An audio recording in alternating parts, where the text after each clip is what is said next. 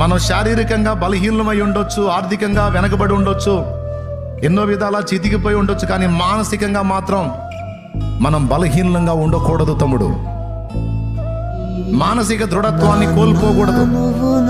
శారీరకంగా మనం చితికిపోయి ఉండొచ్చు, బలహీనపడి ఉండొచ్చు, ఆటుపోట్లను ఎదుర్కొంటూ ఉండొచ్చు, సమాజంలో తృణీకారంలో మనం ఉండొచ్చు, కానీ మానసికంగా మాత్రం మనం దృఢత్వాన్ని కోల్పోకూడదు. అది కోల్పోయిన నాడు నిజంగా మనం ఓడిపోయినట్టు లెక్క.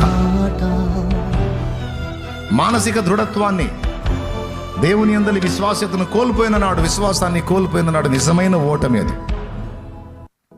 అది ఎన్నడూ మన జీవితంలో జరగకూడదు.